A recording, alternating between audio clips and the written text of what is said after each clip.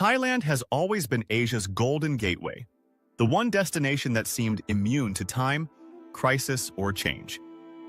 But in 2025, the cracks are finally showing, and they run deeper than anyone expected. For decades, Thailand's tourism economy felt unstoppable. It was the country that turned hospitality into an art form and adventure into an export. But beneath the glow of temples and the neon of nightlife, a silent dependency was forming, one that would eventually become its greatest weakness. What began as a global success story is now turning into a regional cautionary tale. And what's happening here in Thailand could soon reshape travel across all of Asia. It started with empty planes, then with quiet beaches, and finally, with hotel lights that no longer needed to stay on. For the first time in a generation, Thailand's biggest cities and smallest islands are feeling the weight of a global tourism slowdown that refuses to reverse. The numbers tell one story, arrivals dropping, revenues shrinking, but the streets tell another.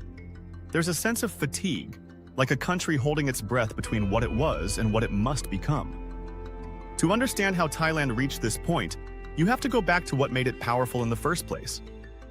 Tourism wasn't just an industry here, it was an identity. It built highways, airports, and entire coastal towns out of sand and imagination. It gave Thailand influence far beyond its borders, soft power earned through smiles, culture, and open arms. But that success came at a price. Over time, tourism stopped being a boost and started becoming a dependence. When the world slowed down, Thailand didn't just lose visitors. It lost the rhythm that kept its heart beating.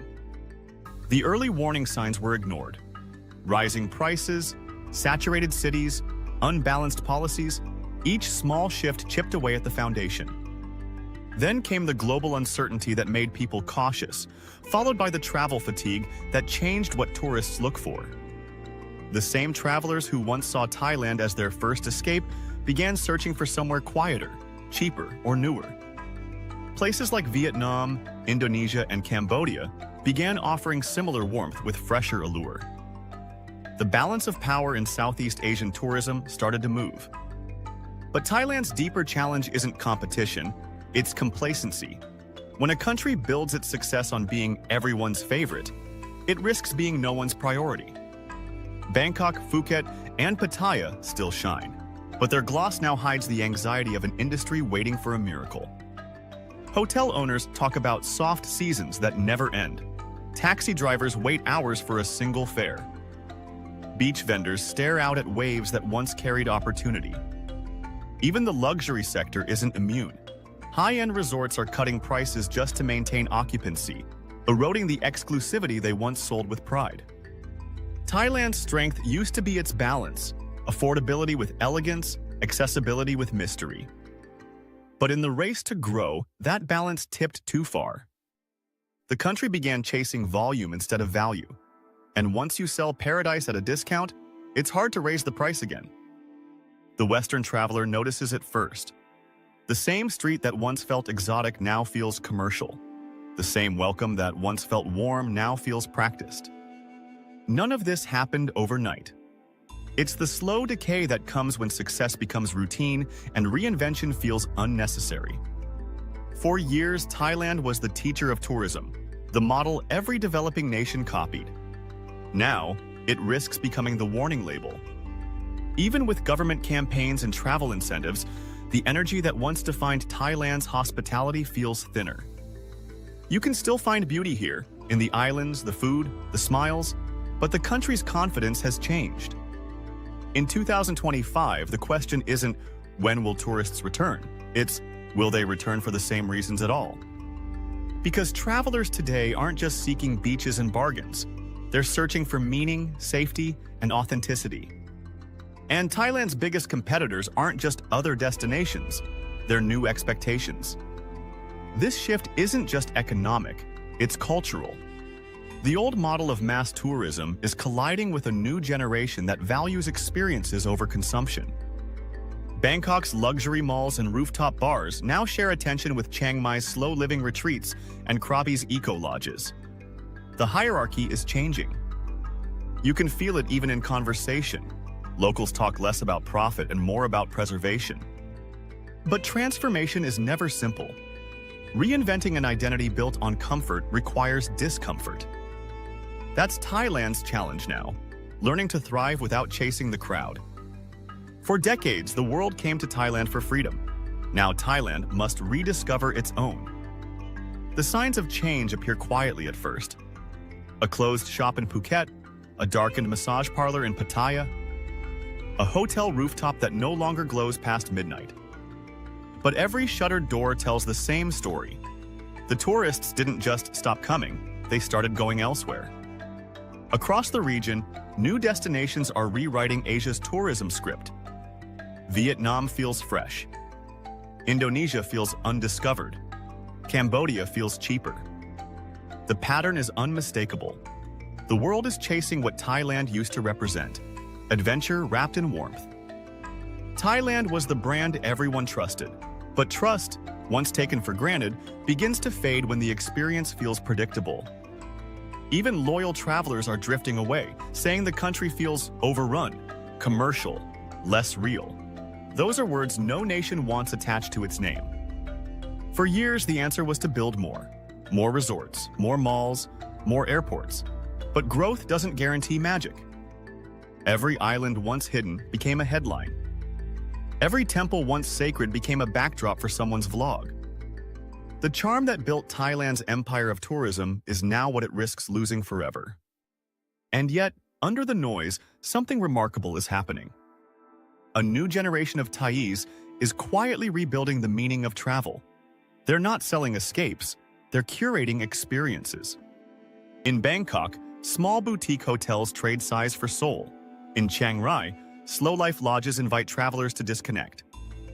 Koh Yao, Pai, and Nan are whispering the future, places where fewer people mean deeper connections. They're redefining what it means to visit Thailand, less about luxury, more about belonging. Because true luxury isn't excess anymore. It's authenticity, it's space, it's silence. The travelers of tomorrow don't just want to see Thailand, they want to feel it again. And that's the opportunity hidden inside the collapse. When an industry breaks, it forces reinvention. Thailand's tourism doesn't need to grow wider, it needs to grow wiser. If it succeeds, it could lead Asia again, not by being the cheapest, but by being the most meaningful. But failure would echo far beyond its borders. Across Southeast Asia, millions watch what happens next. Because Thailand isn't just a country, it's a symbol. If the symbol falls, it shakes confidence from Bali to Hanoi. Investors, airlines, and governments measure their risks by its outcome. That's why this moment matters more than headlines suggest. The region's future depends on how Thailand adapts. A new kind of traveler is emerging, global, conscious, and loyal to experience over price. They're not chasing destinations anymore, they're chasing emotions. Thailand must learn to give them that again, not through spectacle, but through sincerity. Because what made this country special wasn't just beauty, it was balance. The balance between chaos and calm, between luxury and life, between welcome and wonder. When you walked its streets, you didn't just visit, you felt seen. That feeling built an empire of return visitors that money alone can't buy. To bring them back, Thailand must rediscover that human heartbeat. It has to stop selling escape and start selling understanding. The same energy that made it Asia's playground can make it Asia's teacher, if it dares to evolve. Change isn't failure, it's evolution under pressure. Just as coral reefs regrow after storms, so too can tourism rebuild from silence. The fall of 2025 may one day be remembered not as a collapse, but as a cleansing.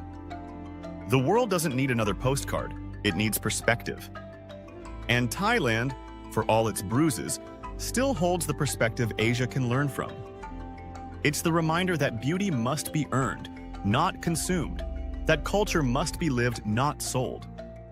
The beaches will fill again, the plains will return, but the question is, what version of Thailand will they find when they do?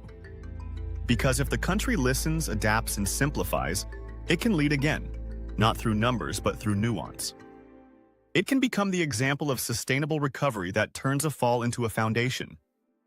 For travelers, that means a deeper reward. The Thailand of the future won't just entertain you, it will change you. It will be less about selfies and more about silence, less about the rush and more about the realization that paradise isn't lost. It's just learning how to breathe again. That's the final truth hidden inside the collapse.